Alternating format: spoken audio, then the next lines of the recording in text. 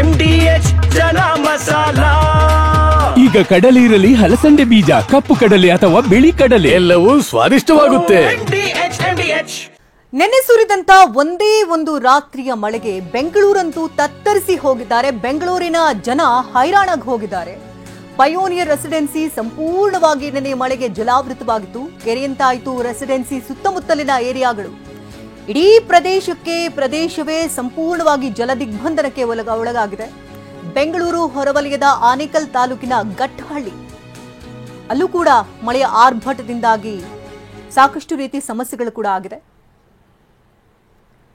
ದೃಶ್ಯಗಳಲ್ಲೂ ಕೂಡ ಗಮನಿಸ್ತಾ ಇದ್ದೀರಿ. ನಿನ್ನೆ ಸುರಿದಂತಹ ಮಳೆ ಇಲ್ಲಿವರೆಗೂ ಯಾವ ಮಟ್ಟಕ್ಕೆ ಕಾಟವನ್ನು ಕೊಡ್ತಾ ಇದೆ ಅಂತ. ರಾತ್ರಿ ಸುರಿದಂತಹ ಮಳೆ ಇಲ್ಲಿವರೆಗೂ ಕೂಡ ರಸ್ತೆಯನ್ನು ಸಂಪೂರ್ಣವಾಗಿ ಜಲದಿಗ್ಬಂಧನಕ್ಕೆ ಒಳಗಾಗಿದೆ. ಆ ನೀರು ಇನ್ನೂ ಕೂಡ ಖಾಲಿಯಾಗಿಲ್ಲ. ಆ ಭಾಗದಲ್ಲಿ ಸಂಚಾರ ಮಾಡುವಂತಹ ಜನರಿಗಂತೂ ಪೀಕಲಾಟ ಶುರುವಾಗಿದೆ. ಎಲ್ಲಿ ಕೆಸರಿದೆಯೋ, ಎಲ್ಲಿ ಹಳ್ಳಕೊಳ್ಳಗಳಿದೆಯೋ ಯಾವುದೂ ಕೂಡ ಗೊತ್ತಾಗದಂತಹ ಪರಿಸ್ಥಿತಿ.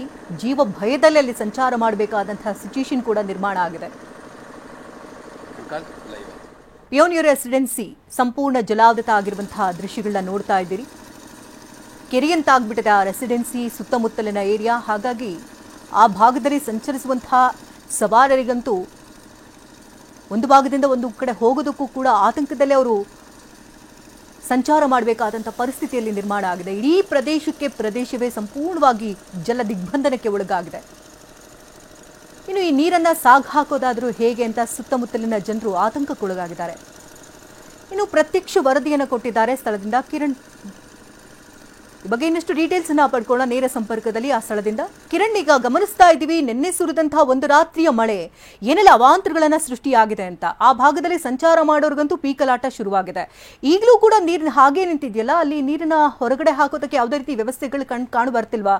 ಏನ್ ಸಮಸ್ಯೆಗಳಾಗ್ತಾ ಇದೆ ಅಲ್ಲಿ? ಹೌದು ಶಕುಂತಲಾ, ನಿನ್ನೆ ರಾತ್ರಿ ರಾಜಧಾನಿ ಬೆಂಗಳೂರಿನಲ್ಲಿ ಮಳೆ ಸುರಿದಂತಹ ಹಿನ್ನೆಲೆಯಲ್ಲಿ ಅದರ ಒಂದು ಎಫೆಕ್ಟ್ ಈಗಾಗಲೇ ಕೂಡ ಆನೇಕಲ್ನ ತಾಲೂಕು ಏನಿದೆ ಅಲ್ಲಿರುವಂತಹ ಪಯೋನಿಯರ್ ಲೇಕ್ ಡಿಸ್ಟ್ರಿಕ್ಟ್ ಅಪಾರ್ಟ್ಮೆಂಟ್ ನ ಏನು ಲೇಔಟ್ಗಳಿದೆ ಸಂಪೂರ್ಣವಾಗಿ ಜಲಾವೃತವಾಗಿರುವಂಥದ್ದು. ಸದ್ಯ ನಾನೀಗ ಮಧ್ಯಭಾಗದಲ್ಲಿ ಅಂದ್ರೆ ಲೇಔಟ್ನ ಮಧ್ಯಭಾಗದಲ್ಲಿದ್ದೀನಿ.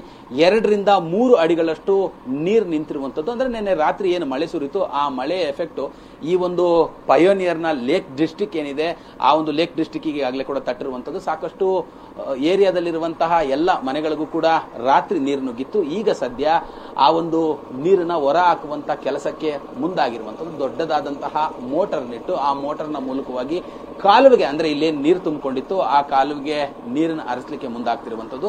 ಇದೇ ಒಂದು ರಸ್ತೆಯ ಮೂಲಕವಾಗಿ ಇಲ್ಲಿರುವಂತಹ ನಿವಾಸಿಗಳೆಲ್ಲರೂ ಕೂಡ ಓಡಾಡುವಂತಹ ಹಿನ್ನೆಲೆ ಸಾಕಷ್ಟು ವಾಹನಗಳು ಕೂಡ ಈಗಾಗಲೇ ಕೆಟ್ಟು ನಿಂತಿರುವಂಥದ್ದು. ಆ ವಾಹನಗಳನ್ನು ಕೂಡ ಈಗಾಗಲೇ ಟವ್ ಮಾಡಿಕೊಂಡು ಗ್ಯಾರೇಜ್ಗಳಿಗೆ ತೆಗೆದುಕೊಂಡು ಹೋಗ್ತಾ ಇರುವಂಥದ್ದು. ನಿನ್ನೆ ರಾತ್ರಿ ಈ ಭಾಗದಲ್ಲಿ ಅಂದ್ರೆ ಸರ್ಜಾಪುರ ಇರ್ಬೋದು, ಆನೇಕಲ್ ಇರ್ಬೋದು, ಬೆಳಗೆರೆ ಇರ್ಬೋದು, ಪಣತ್ತೂರು ಇರ್ಬೋದು, ಈ ಭಾಗದಲ್ಲಿ ತುಂಬಾ ದೊಡ್ಡ ಮಟ್ಟದಲ್ಲಿ ಮಳೆ ಸುರಿದಿತ್ತು. ಆ ಮಳೆ ಸುರಿದಂತಹ ಹಿನ್ನೆಲೆಯಲ್ಲಿ ಸಾಕಷ್ಟು ಲೇಔಟ್ಗಳು ಜಲಾವೃತವಾಗಿದ್ವು. ಆ ಲೇಔಟ್ಗಳು ಜಲಾವೃತವಾದಂತಹ ಹಿನ್ನೆಲೆಯಲ್ಲಿ ರಸ್ತೆಗಳೆಲ್ಲವೂ ಕೂಡ ಈಗಾಗಲೇ ತುಂಬಿ ಹೋಗಿರುವಂತಹ ಹಿನ್ನೆಲೆಯಲ್ಲಿ ವಾಹನ ಸವಾರರಾಗಿರ್ಬೋದು ನಿವಾಸಿಗಳು ಮನೆಯಿಂದ ಹೊರಗೆ ಹೋಗ್ಲಿಕ್ಕೆ ಆಗ್ತಾ ಇಲ್ಲ. ಕಾರಣ ಏನಂತ ಹೇಳಿದ್ರೆ ನಡ್ಕೊಂಡು ಬರಬೇಕು, ಕೆಲಸ ಕಾರ್ಯಗಳಿಗೆ ಹೋಗಬೇಕಾಗತ್ತೆ. ಆದ್ರೆ ಲೇಔಟ್ ನಲ್ಲಿ ಜಲಾವೃತವಾಗಿರುವಂತದ್ದು. ಆ ಕಾರಣಕ್ಕಾಗಿ ನಿವಾಸಿಗಳು ಕೂಡ ಸಾಕಷ್ಟು ಸಂಕಷ್ಟವನ್ನು ಎದುರಿಸ್ತಾ ಇರುವಂತದ್ದು. ಈಗ ಒಂದಷ್ಟು ಮೋಟರ್ಗಳನ್ನ ಇಟ್ಟು ಪಕ್ಕದಲ್ಲಿ ಇರುವಂತಹ ದೊಡ್ಡದಾದಂತಹ ಕಾಲುವೆಗೆ ನೀರನ್ನು ಹರಿಸಲಿಕ್ಕೆ ಮುಂದಾಗ್ತಿರುವಂತದ್ದು. ಕೆಲವೊಂದು ವಾಹನಗಳು ಕೂಡ ಕೆಟ್ಟು ನಿಂತಿದ್ವು, ತಳ್ಕೊಂಡೇ ಬರಬೇಕಾಗತ್ತೆ. ಯಾಕೆ ಅಂತ ಹೇಳಿದ್ರೆ ಸೈಲೆನ್ಸರ್ ಹೋಗ್ಬೇಕಾಗತ್ತೆ.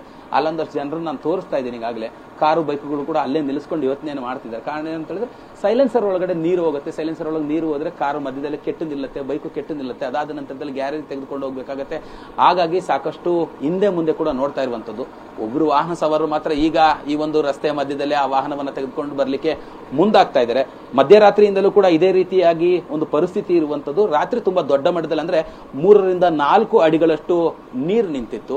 ಈಗ ಒಂದಷ್ಟು ನೀರನ್ನ ಹೊರ ಹಾಕುವಂತ ಕೆಲಸಕ್ಕೆ ಮುಂದಾಗಿರುವಂತ ಇಲ್ಲ ನಾನು ತೋರಿಸ್ತಾ ಇದ್ದೀನಿ. ಗಂಬೂಟ್ ನಾಕೊಂಡ್ರೆ ಪ್ಲಾಸ್ಟಿಕ್ ಬೂಟ್ ನಾಕೊಂಡು ನಿವಾಸಿಗಳು ಮನೆಯಿಂದ ಹೊರಗಕ್ಕೆ ಹೋಗ್ಲಿಕ್ಕೆ ಕೂಡ ಮುಂದಾಗ್ತಿರುವಂಥದ್ದು. ಟೂ ವೀಲರ್ ಅವರು ಕೂಡ ಬರ್ತಾ ಇದ್ದಾರೆ, ಪಕ್ಕದಲ್ಲೇ ಒಂದು ಕಾರ್ ಕೂಡ ಆ ವಾಹನ ಚಲಿಸ್ಕೊಂಡು ಬರ್ತಾ ಇರುವಂಥದ್ದು. ಅಂದ್ರೆ ಪ್ರತಿ ಬಾರಿ ಮಳೆ ಬಂದಾಗ್ಲೂ ಕೂಡ ಈ ಒಂದು ಲೇಔಟ್ ಏನಿದೆ ಸಂಪೂರ್ಣವಾಗಿ ಜಲಾವೃತವಾಗ್ಬಿಡುತ್ತೆ. ಜಲಾವೃತವಾಗಿ ಇಲ್ಲಿನ ನಿವಾಸಿಗಳು ಸಾಕಷ್ಟು ಸಂಕಷ್ಟವನ್ನು ಎದುರಿಸ್ತಾರೆ ಅನ್ನೋಂಥ ಒಂದು ಮಾತುಗಳನ್ನು ಕೂಡ ಈಗಾಗಲೇ ಇಲ್ಲಿನ ನಿವಾಸಿಗಳು ಹೇಳ್ತಾ ಇರುವಂಥದ್ದು. ಆದ್ರೂ ಸಾಮಾನ್ಯವಾಗಿ ಆನೇಕಲ್ ಸುತ್ತಮುತ್ತ ತುಂಬಾ ದೊಡ್ಡ ಮಟ್ಟದಲ್ಲಿ ನಿನ್ನೆ ರಾತ್ರಿ ಮಳೆ ಸುರಿದಂತಹ ಹಿನ್ನೆಲೆಯಲ್ಲಿ ಅದರ ಎಫೆಕ್ಟ್ ಸುತ್ತಮುತ್ತ ಇರುವಂತಹ ಸಾಕಷ್ಟು ಲೇಔಟ್ಗಳಾಗಿರ್ಬೋದು, ಅಪಾರ್ಟ್ಮೆಂಟ್ಗಳು, ರಸ್ತೆಗಳೆಲ್ಲವೂ ಕೂಡ ಜಲಾವೃತವಾಗಿದ್ವು. ಈಗ ಸದ್ಯ 12 ಗಂಟೆ ಆಗ್ತಿರುವಂತಹ ಹಿನ್ನೆಲೆ ನೀರೊಂದಷ್ಟು ಅಕ್ಕಪಕ್ಕದಲ್ಲಿರುವಂತಹ ಕಾಲುವೆಗಳಿಗೆ ಹರಿಲಿಕ್ಕೆ ಮುಂದಾಗಿರುತ್ತೆ. ನೋಡಿ, ದೊಡ್ಡದಾದಂತಹ ಒಂದು ಕ್ಯಾಂಟರ್ ವಾಹನ ಕೂಡ ಬರ್ತಾ ಇದೆ. ಆ ವಾಹನ ಸಂಪೂರ್ಣವಾಗಿ ಅಂದ್ರೆ ಟೈರ್ ಎಲ್ಲವೂ ಕೂಡ ಮುಳುಗುವಂತ ಒಂದು ಸ್ಥಿತಿ ನಿರ್ಮಾಣವಾಗಿರುವಂತದ್ದು. ಹಿಂಭಾಗದಲ್ಲಿ ಒಂದು ಆಕ್ಟಿವ್ ಹೋಂಡಾ ಸ್ಕೂಟರ್ ಕೂಡ ಬರ್ತಾ ಇದೆ. ಅದು ಕೂಡ ತೆಗೆದುಕೊಂಡು ಬರ್ಲಿಕ್ಕೆ ಅಂದ್ರೆ ಕೆಲಸ ಕಾರ್ಯಗಳಿಗೆ ಹೋಗಬೇಕಾಗತ್ತಲ್ಲ. ಸೊ ಹಾಗಾಗಿ ಅವರು ಮನೆಯಿಂದ ಹೊರಗೆ ಬರುವಂತದ್ದು ಅಂದ್ರೆ ಮಕ್ಕಳಿಗೆ ಹಾಲು, ಹಣ್ಣು, ಊಟ, ತಿಂಡಿ ಈ ತರದೆಲ್ಲವನ್ನು ಕೂಡ ತೆಗೆದುಕೊಂಡು ಬರಬೇಕಾದಂತ ಅನಿವಾರ್ಯತೆ ಹಿನ್ನೆಲೆಯಲ್ಲಿ ನಿವಾಸಿಗಳು ಮನೆಯಿಂದ ಈಗಷ್ಟೇ ಒಂದಷ್ಟು ಹೊರ ಬರ್ಲಿಕ್ಕೆ ಮುಂದಾಗ್ತಿರುತ್ತೆ. ನೋಡಿ ಎಷ್ಟರ ಮಟ್ಟಿಗೆ ಅಂತ ಹೇಳಿದ್ರೆ 1 ಅಡಿಯಷ್ಟು ಈ ರಸ್ತೆ ಸಂಪೂರ್ಣವಾಗಿ ಜಲಾವೃತವಾಗಿರುವಂತದ್ದು. ಆ ಕಾರಣಕ್ಕಾಗಿ ನಿವಾಸಿಗಳು ಕೂಡ ಸಾಕಷ್ಟು ಸಂಕಷ್ಟವನ್ನು ಎದುರಿಸ್ತಾ ಇರುವಂತದ್ದು. ಈಗ ಒಂದು ಮೋಟರ್ನ ಇಟ್ಟು ಆ ಮೋಟರ್ನ ಮೂಲಕವಾಗಿ ನೀರನ್ನ ಹೊರ ಹಾಕುವಂತ ಒಂದು ಕೆಲಸಕ್ಕೆ ಮುಂದಾಗ್ತಿರುವಂತದ್ದು. ಧನ್ಯವಾದ ಕಿರಣ್ ಸೂರ್ಯ, ತಮ್ಮ ಲೈವ್ ಅಪ್ಡೇಟ್ಸ್ಗಾಗಿ. ಇನ್ನು ಮಳೆಯಿಂದಾಗಿ ಬೆಂಗಳೂರಿನ ಹಲವು ಏರಿಯಾಗಳಿಗಾಗಲೇ ಅವಾಂತರ ಆಗಿದ್ದು 100ಕ್ಕೂ ಅಧಿಕ ಮನೆಗಳಿರುವಂತಹ ಪಯೋನಿಯರ್ ರೆಸಿಡೆನ್ಸಿ ನಿವಾಸಿಗಳಿಗೆ ಜಲದಿಗ್ಬಂಧನವೇ ಆಗಿದೆ.